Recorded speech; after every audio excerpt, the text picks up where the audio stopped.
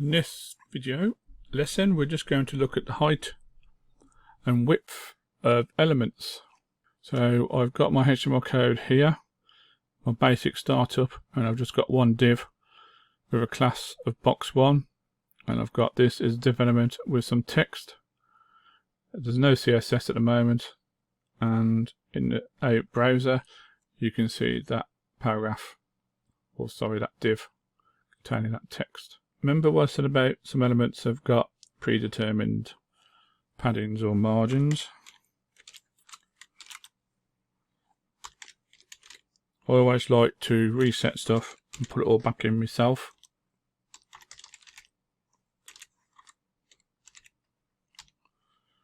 Give it a save, and then everything shrinks into the corner. I always do this when I'm doing web pages, just so I know there's no hidden CSS when it comes to me trying to work out my spacings and stuff. So that's that. Let me just come. So it was box1. So we're using a class of box1 as my selector. I'm going to create some code in here. So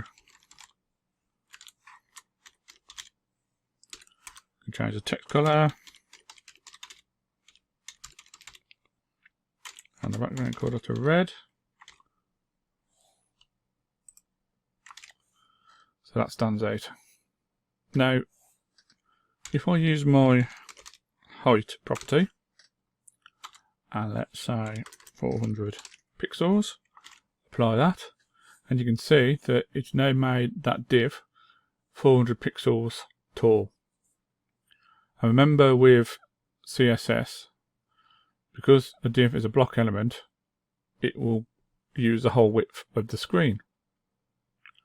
Now, if I just take this text out of my HTML code here, so there's no content inside that div.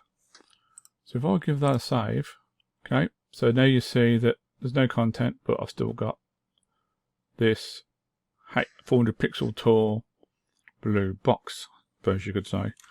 Let me just take this height out. So if I take the height out, and because there's no content, the box is basically, it's got no height for width because there's nothing in there. So as soon as I put my content back in, it obviously then, because there's some content inside, it's the size of the text height. Okay, that's important to remember when you're doing your web pages, because questions I get asked.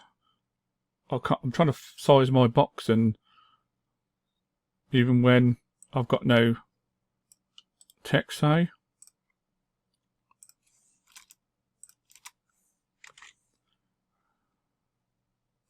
size save, or because if you've got no content, or you haven't declared a height, they can't see it, because by default, if there's no content or you haven't set no height to it, you won't see it because it has a height of 0 by default.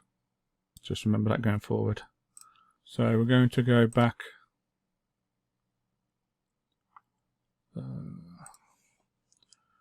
put that content back in. Now, okay, so we've done a height, width, let's say 500 pixels. And then you can see that the width is actually now shrunk down.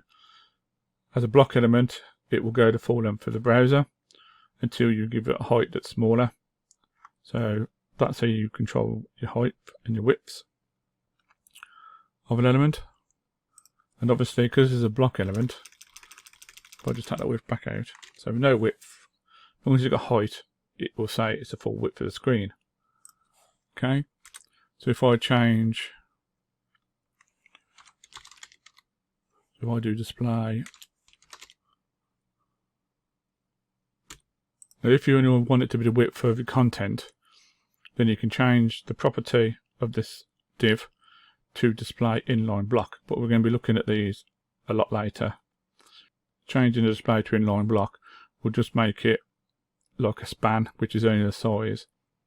So if I get rid of that, so just changing inline block will just make it the size of the text.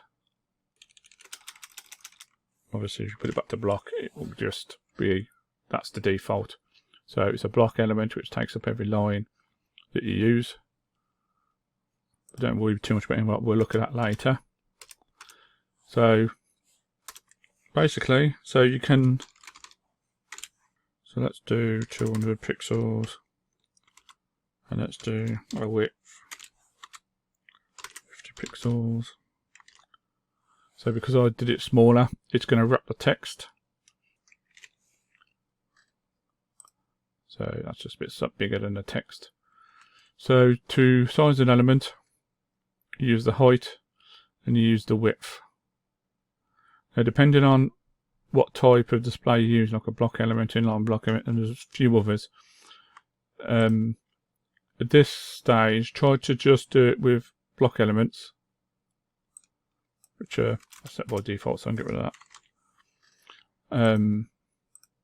Because certain display types you can't do a width and height, but we'll cover that in a later chapter. Please hit that subscribe button, like and share to help support this channel.